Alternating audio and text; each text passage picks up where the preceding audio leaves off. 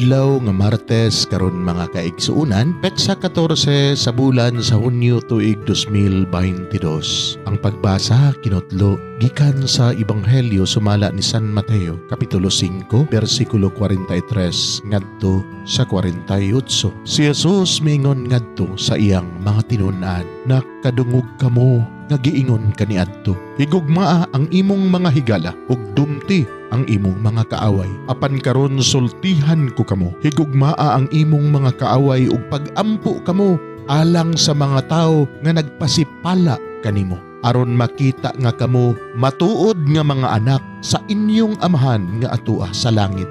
Kay siya sa walay pagpili nagpasidlak sa iyang adlaw ug naghatag og ulan ngadto sa mga matarong ug sa mga makasasala, nganong nagpaabot man kamo og ganti gikan sa Dios kun ang inyong gihigugma mao lamang kadtong mga tao nga nahigugma kaninyo. Dili ba bisan gani ang mga kobrador sa buhis nagbuhat maniana? Kun kamo mahigalaon ngadto lamang sa inyong mga higala, unsa may nahimo ninyo nga labaw pa sa gihimo sa kadaghanan? Dili ba bisan gani ang mga tao nga wala mo ila sa Dios nagbuhat maniana? Kinahanglang magmahingpit kamo, ingon nga hingpit ang inyong amahan nga atua sa langit." Mga igsuon, ang Ebanghelyo sa Ginoo. Daygon ikaw, O Kristo.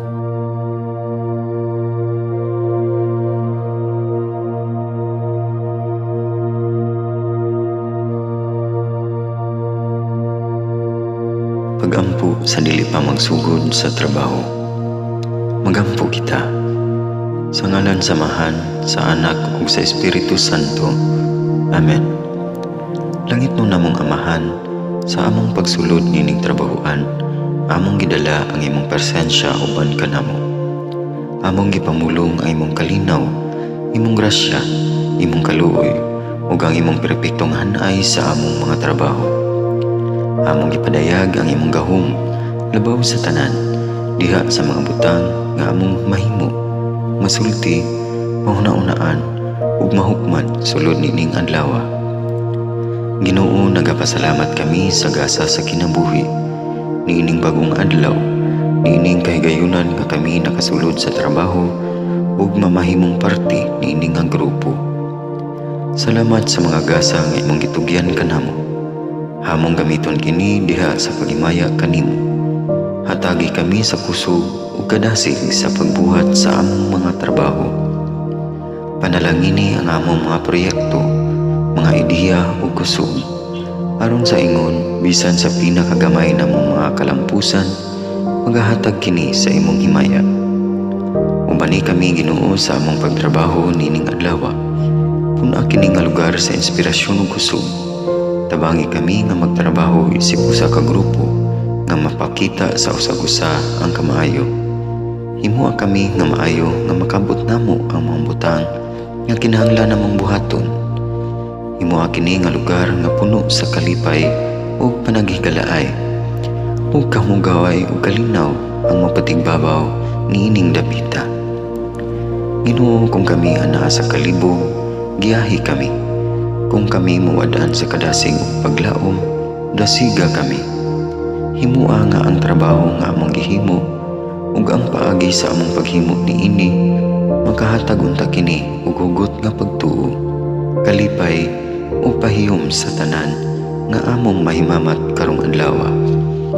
Panalangini ang among mga pamilya, among Pinoy-anan, among nasod. Himua nga magmatidud-anon kami sa pagtagad ug pag-amuma sa kalikupan ug sa tanang may kinabuhi, diha sa pagbuhat kanamo sa pagkabuot sa imong pangandoy alang sa hustisya ug kagawasan. O Ginoo, sa among pagbiya nining lugar, tagay kami sa imong panalangin ug kaluoy sa among pagbiyahe.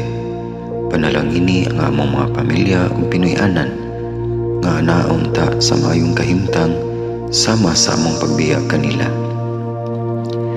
Ginoo, salamat sa tanang butang nga imong nabuhat, sa tanang butang nga imong gibuhat, ug sa tanang butang nga imong buhaton pa. Sa ngalan ni Jesus, among giampo diha sa tumang pagigugma ug pagpasalamat. Amen. Sa ngalan sa Amahan, sa Anak ug sa Espiritu Santo. Amen.